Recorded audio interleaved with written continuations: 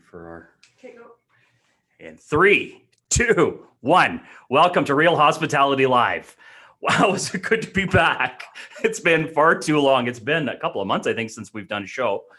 And I mean, this is so timely to be able to have my guest today on. Where I mean, there's so much stuff going on in the industry where people are now trying to have to hire people back, have to be concerned with training, looking at all of their costs, taking a look at how are we moving forward with the information that we have. And so today I have Jim Taylor of Taylor Co. Hospitality Solutions on with us. Jim is a legend on the West Coast. Everybody knows Jim. Even everybody that I talk to, they're like, hey, do you know Jim Taylor? Oh yeah, Jim, I know Jim. How you doing, buddy? I'm great. How are you? Good. Thanks for having me. Hey, thanks for coming on. Everybody who's watching live, take the opportunity, go on, and if you have any questions, if you want to join in, you want to chime in and be a part of the conversation, we've got a Q&A on here.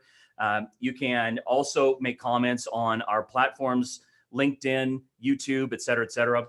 If we don't get to your question or your comment while we're in the middle of chatting about industry and what Jim does, then we will certainly get back to it. Over the next 24 hours, Jim and I will be popping back in, answering questions, redirecting questions over to Jim that he can answer. Jim really is really the difference between somebody who's an educator in our industry with the experience to back it up and somebody who's a consultant. And he's laughing for a good reason. Yeah. Jim, it's awesome to have you on. Thank you so much for coming. It's timely in the way that our industry, and we were just joking, what industry we want to talk about? Our industry, the hospitality industry, really needs some education. We need to look at things differently than we did pre-blip. That's what I'm going to call it from now on. And you have an education solutions program, Benchmark 60. You were kind enough to send me this awesome hat. Now I got a haircut this morning, and I'm kind of an egomaniac, so this is going a long way. I'm going to sport the hat, Jim. Oh, looks good. There you go. There we go. How did you go about coming up with this approach to educating operators on their productivity and their efficiencies and not looking at it in the same old way that old farts like me look at it? Because I mean, for me, and the first time you and I had a conversation, it was a total light bulb moment. I went, I never heard of it that way before, which is great. How did you come up with this concept and like where did you utilize all of this? Well, I think I'm glad there was a light bulb moment for you. I mean, it totally was. I'm not, and like we've since had conversations about bringing your solutions into and your education program into companies that I'm working with as well. Because when I heard it and when I saw it, I went, I've never looked at it that way. I've never thought of it that way. Yeah. And I'm so thrilled that somebody's looking at it from a different angle and different perspective, because I'm a lifelong learner, and I really, if somebody's got a better idea to so that we can see it in a broader scope in a better way, then I'm really all for that. Yeah, well, I'm glad to hear that, and thank you. And it's interesting because it's I think what Benchmark 60 offers is we have a specific approach on how we do things, but it's a lot of it is sort of a culmination of a life in hospitality and a career in hospitality, right?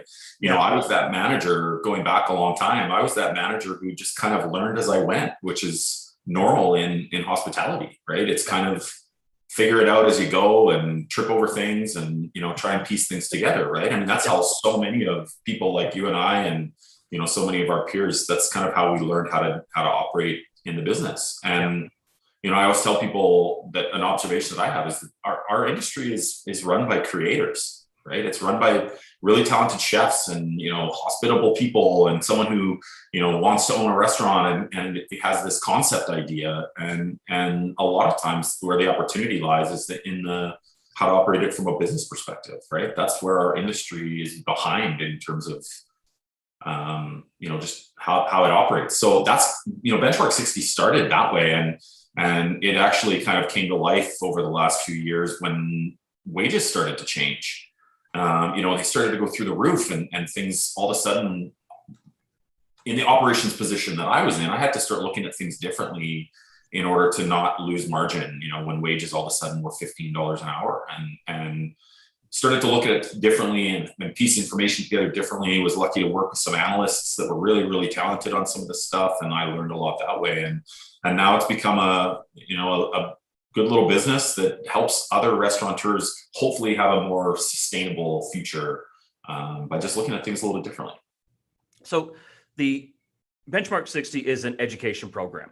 So we're not talking about, you coming and doing consulting, et cetera, et cetera. What you've come up with and what you've created is to educate operators in these systems so that they can see their operation from a different scope, from a different angle than the way that we've always been taught, or the way we've always learned from the next guy, from the next guy, from the next guy. It's kind of like following servers, right? Like with no training, Betty follow Brittany. Yeah. Learn all about habits. As operators, we're guilty of it because we want to jump in. We got to do our business. We got to make that food. We got to get out there and market the piss out of the thing. And now we're stuck with the same systems that we've had, since the 60s. Mm-hmm. And with this particular program, it looks at your things like your labor costs in a completely different way, at a different angle than I've ever seen. And if I haven't worked with the same companies that you have, but I've never seen it that way. So let's talk about it. Sure. So how do you when you're talking with an operator or you're beginning your education of this program, so we don't want to give away the entire program. We want to give the idea about what you're doing though. Yeah. How do you approach this, and how do you invite an operator in and convince them that this is a better way? Because of course we all think we know the best way in the industry. And I've even seen that on social media where you'll be having a conversation with people and they're so damn sure that the way that we've been doing it all along is the only way. Mm-hmm. Yeah, well, it's, without, I guess at the risk of selling myself short on this, it's not that we do anything that's earth-shatteringly new or, overall from a systems perspective, innovative. We take the things that every restaurant operator already does in their everyday, quest for good customer service and that kind of thing. And we just educate operators on how to look at the information that's already in front of them, everyday information that they already use, in just a different way that gives them a way to actually measure, how productive the business actually is. And when you start to look at it from a standpoint of productivity, instead of things as a percentage of sales, it allows you to take a step back and actually make decisions based on things other than, for example, labor cost as a percentage of sales, which is just sort of an arbitrary number, right? It changes every day, it changes every hour, and it really doesn't matter until money's going to come into the bank. So it helps the way we teach operators to look at the information. It gives them a way to remove a bunch of variables and just understand what's happening at a bit of a higher level. So what kind of things are you looking at? I mean, I know that there's 4 key things that specifically that you look at. What are they? We look at customer count. We look at hours used from a staffing perspective. Okay. We look at average guest spend, and we factor in what the wage is in whatever market you might be in. Really, and those, like I said, those are pieces of information that every operator probably already knows. It's just how you piece them together that allows you to actually leverage and measure what's happening. So when you talk about things like measuring their productivity, like what do you mean by measuring productivity? Because in olden times, we would have said your productivity is based on what your labor cost is, what your food cost is, and whether or not you have any money left at the end of paying all the bills and right. all of your fees. Right. Yeah. Or we would have looked at it and said our productivity is how hard everybody in the restaurant's working. Right. Right. Yeah. And, that's exactly it. Yeah. And typically, I find in my experience that our industry focuses on efficiency more than they do on productivity.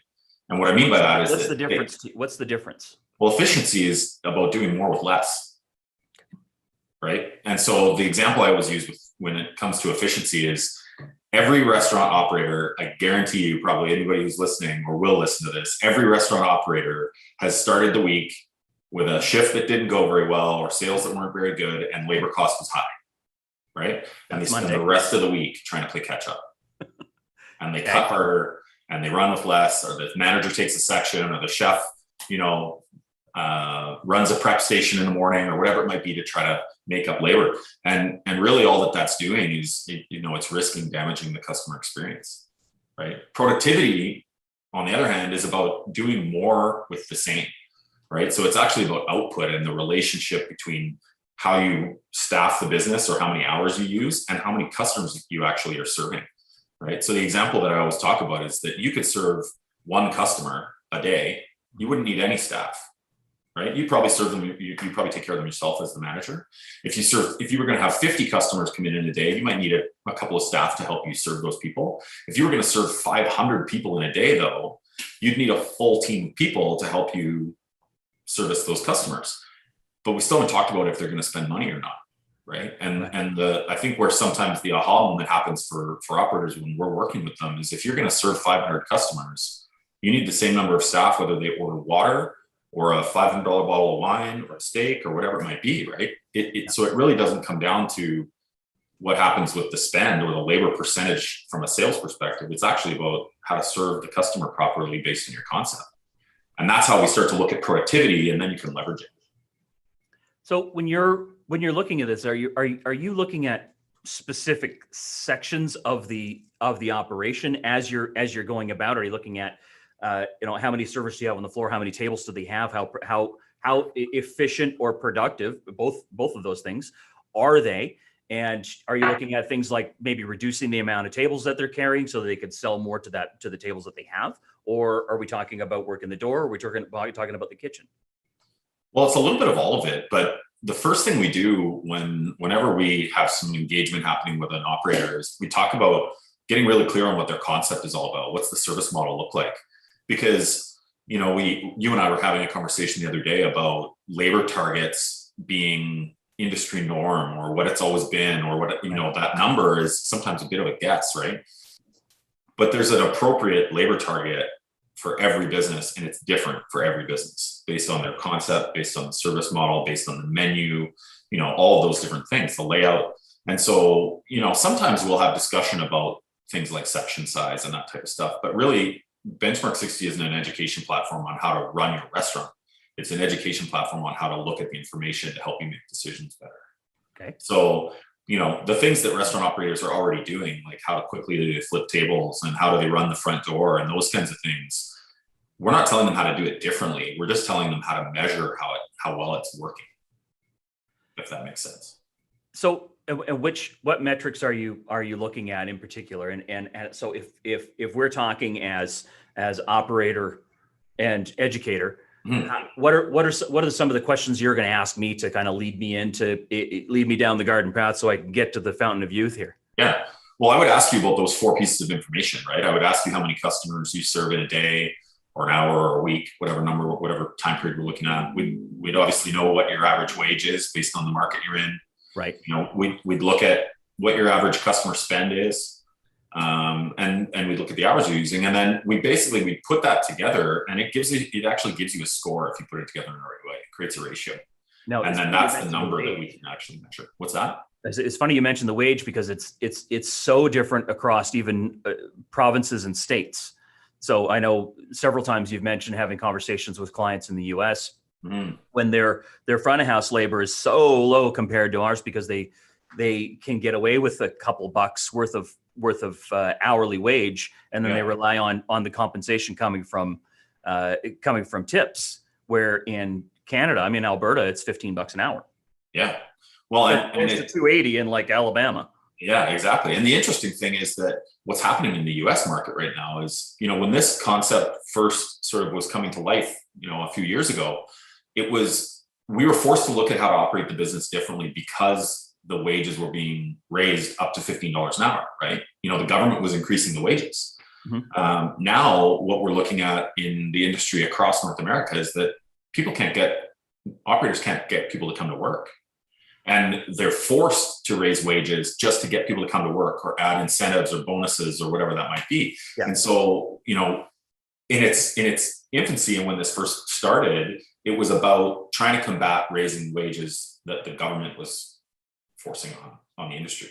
And now it's about helping operators figure out how to afford to pay those extra wages, pay those incentives without losing margin. Right. So, because it's a very unique scenario that's happening.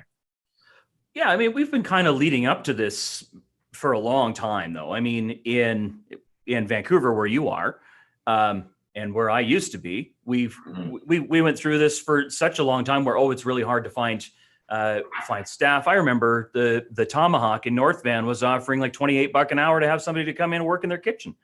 And they still couldn't get people.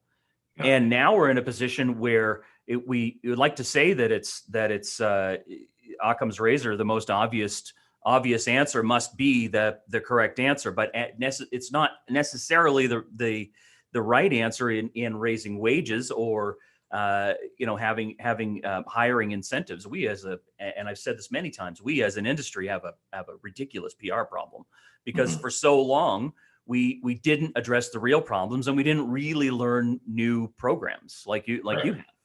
Right. Yeah. And there's lots of discussion going on all the time about what the right way to combat the labor shortage problem is. And, I personally believe that all of the things that people are talking about, whether it's benefits, flexible schedules, wages, you have to do all of them. The challenge is, how do you afford to do all of them? Right. And so, that's one of the best parts about, the results that some of our customers have been seeing is that originally they probably would have looked at this as a way to drive profit to the bottom line. Yeah. Now they're looking at it as a way to fund how to do all of these things to attract people and retain people. What kind of end results are you seeing when you're working with operators? I mean, are you seeing a percentage in how much more is going into the bank, or what kind of results are you seeing along the way here as they're adopting your program? In actual dollars? Yeah, in percentages. Yeah. So when we put the information together and we get that score, like I said, that metric, it gives us a productivity score. Our aim is always to have somewhere between a 5 and 8% improvement in productivity. Now, basically what that equates to is, say you're running a $3 million a year restaurant, $3 million a year in sales, somewhere between 5 and 8% is probably going to give you somewhere between $50,000 and $80,000 in terms of improvement, right? It doesn't necessarily mean that $50,000 to $80,000 goes to the bottom line, because you might be using it to raise wages or run ads or do different things. But the way that I always word it to people we work with is there's somewhere between a $50,000 and $80,000 opportunity there. Right. Now, when we're talking about the improvement percentages, I mean, these are all from different angles. And we were talking pre-show yesterday, we were talking about doing labor cost. And as you started to talk about it at the beginning of the show, but we were talking about labor cost on a Monday, which is always terrible, right? Unless it's just the manager and Mary behind the bar. Yeah. Right. And nobody else. Then the rest of the week, we're under pressure. Right. So then we cut and we hack and we slash and we watch the time. Okay. Hurry up, finish up, and get out. Or if you're taking too long doing your roll-ups, God, I hate roll-ups. The manager's stuck doing it. Yeah. Then sign out and get out of here, because I'm going to get chewed out for having a poor labor cost. But the way that you talk about it is that as you say, the money doesn't come out of your bank account on Monday night. It doesn't come out on Tuesday night. It doesn't come out on Wednesday night. But you need to look at your average over a broader scope, right? So let's talk about that and how you're looking at that. Well, my personal belief is that if a business really wants to get good at this, they should actually have a separate labor target for every day of the week. Okay.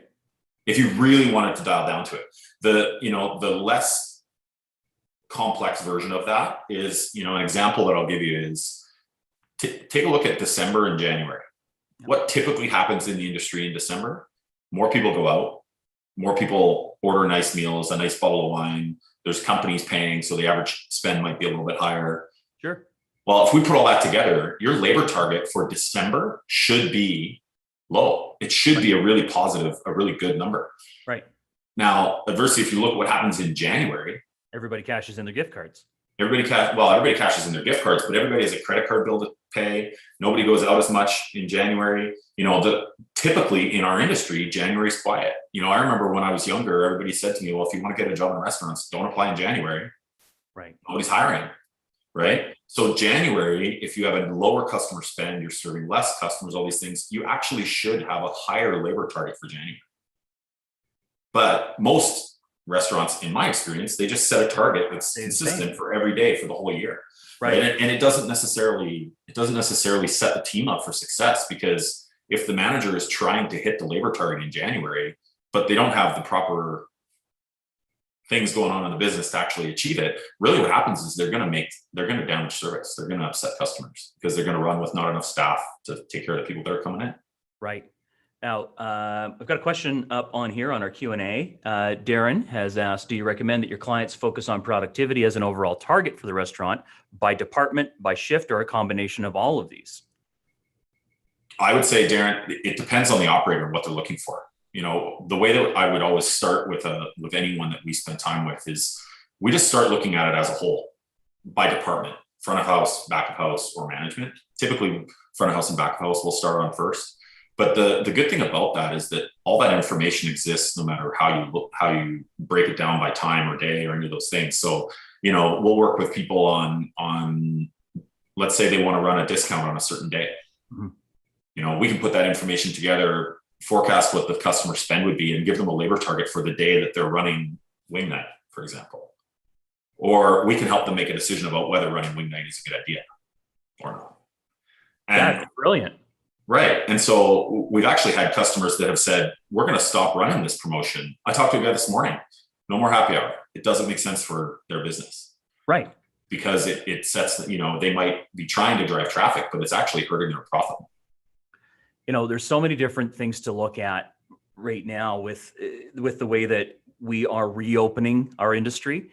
And somebody said to me the other day, it was my old friend Rod Lee actually said, what's the problem now with not only with labor costs and operating costs, the fact that things are not even as inexpensive as they were 2 years ago. The price of everything is going up. So what we've done as an industry is we have, and I'm saying this because you reminded me of it because of the happy hour comment, but what we've done is we've now convinced the general public that food is cheap.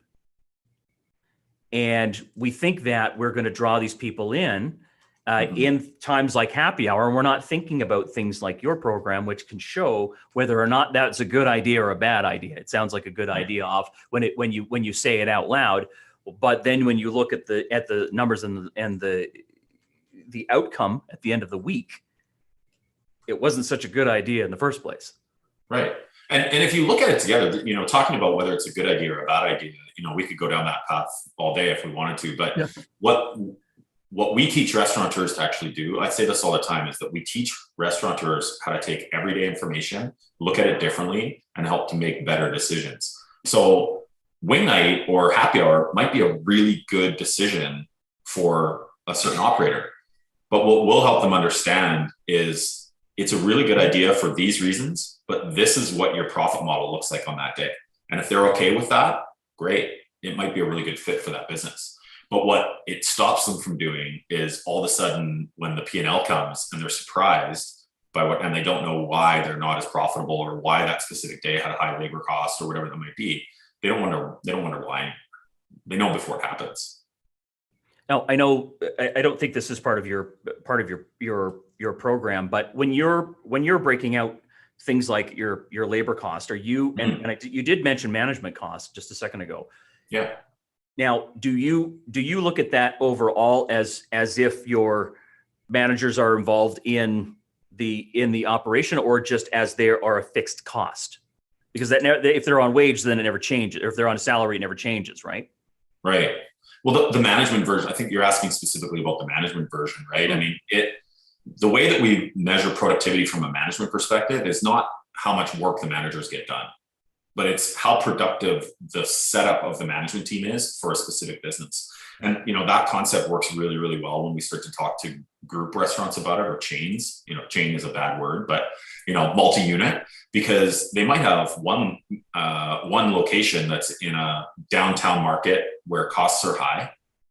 Salaries are probably higher because cost of living is higher. And they might have another location that's in a more of a suburb space where the rent is cheaper and, cost of living is less. But typically the way that the operations group looks at those businesses is usually fairly consistent, right? They look at it the same, where the productivity and this concept that we kind of look at, it allows them to say, okay, wait a second, business A actually might be running far better than business B. It just doesn't look like it is because they have all of these higher costs associated with it.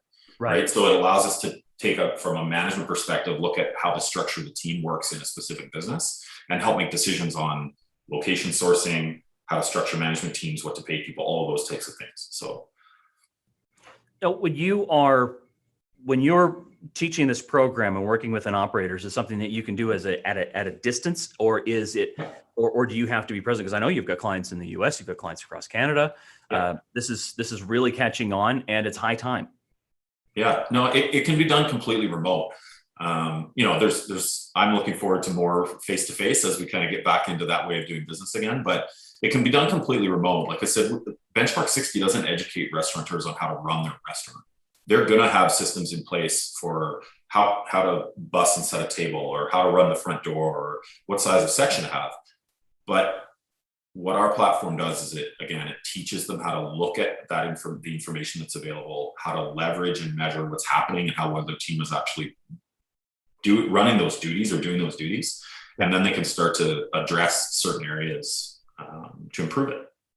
Well, we've got a couple more questions here, Jim. Dan Vandermeer has asked, has said, I always teach my leaders to focus on eliminating waste versus cost. This applies to labor, COGs, and really all cost centers. I feel you are touching on the same mentality. It looks different, not just daily or weekly, but down to every shift. Yeah, exactly. And Dan, quick comment on that. I completely agree with all of it. The more you cut, eventually there's nothing left to cut, right? So, that's not a fun game to get into. And all of the things that you're mentioning there, they're on the same lines. Benchmark 60 just gives people a way to actually measure that. And once you can measure it, then you can go after it and you can leverage it. I love when there's questions. It's the best. Paul Biglin on LinkedIn has said, so hard to get independent locations to think outside the box instead of looking at the big brand stores, almost afraid to be innovative. What do you think about that? It's true. I mean, so many of them are operating on, you and I've talked about this before, Jason, about the way it's always been done, right? Yeah. They learn from somebody who learned from somebody who learned from somebody, and it's just kind of continued to go that way. Like you said, it's following the server around, learning all the bad habits that they have. Our platform, a lot of our business is actually with independents and smaller groups, because it just gives them a way to look at that information in a really simple, easy to understand, and helps them make decisions, right? There's two types. I think you and I were talking about this yesterday. There's two types of restaurant groups that I find right now in our industry. The small group that's got some work to do to kind of rebound from the blip, as you called it. Yeah. And they need to be innovative and look at things differently. Or the group that, maybe had a really successful takeout program or had no debt going in or whatever it might be. And now they're looking for opportunity to grow. Because, there's going to be tons of that happening, I think, in the next few years. So, but they both kind of need the same thing, right? They need a new innovative way to look at the information and leverage it to improve. We've got another question on here.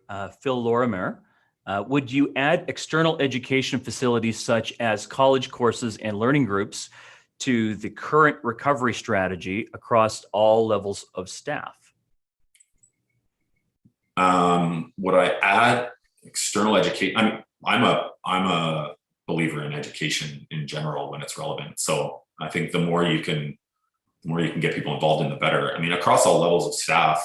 The interesting thing about Benchmark and how we address and how we approach that education piece is that, things like helping your staff understand why there's a benefit in clearing and setting a table as quick as possible, or not losing a customer at the front door by, giving an incorrect wait time, or, those types of things. That's where I think there's value in educating staff in terms of how our platform operates. It's not this, secret management strategy that nobody's allowed to know about, right? The more people that are involved, it actually works better. I think I like the question about adding external education facilities such as college courses and learning groups.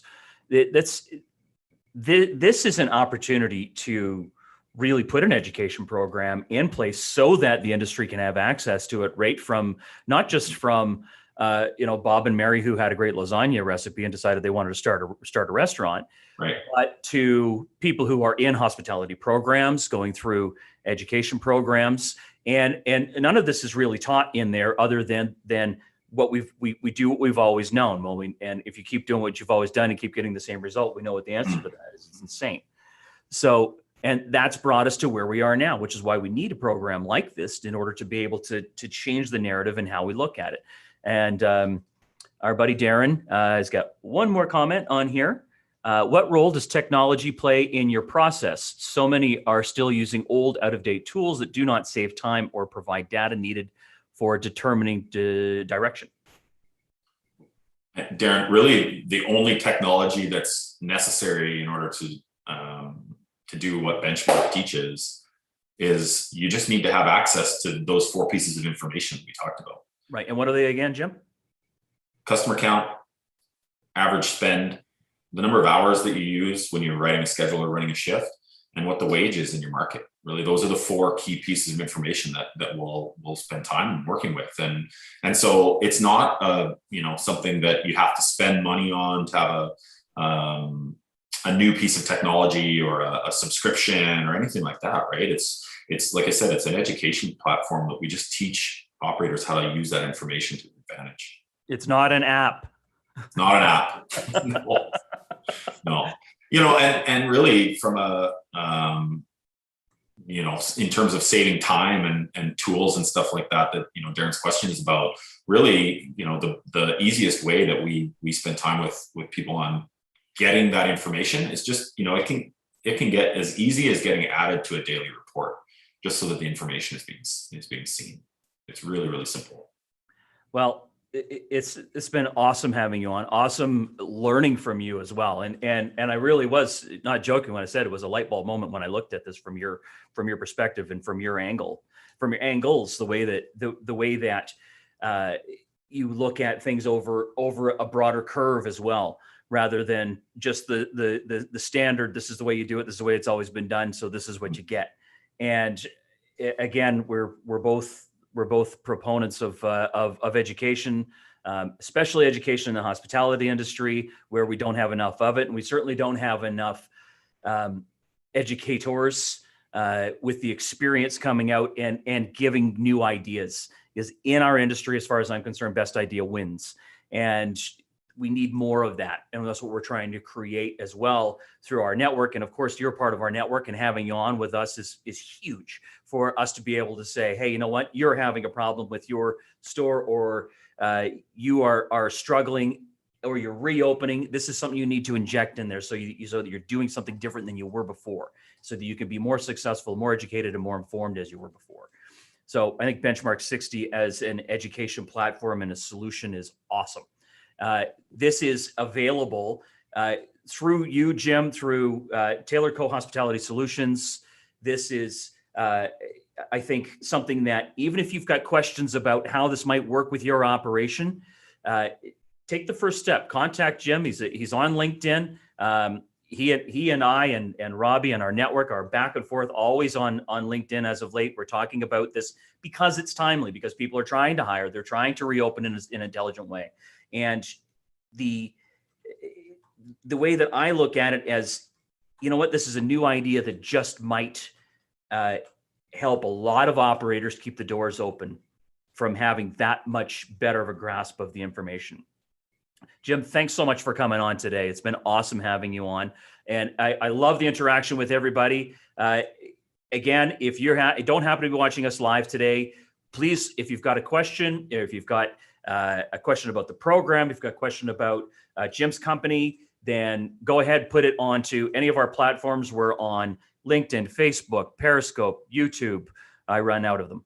I think there's 6 different ones that we go live on, and then we're up there. So, and Jim and I will both be going back and forth on the platforms and answering questions and redirecting and hopefully helping people put more money in their pocket at the end of the day, or put more money in their business so that they can function in a better way. Jim, it's been awesome. Thanks so much. Appreciate it.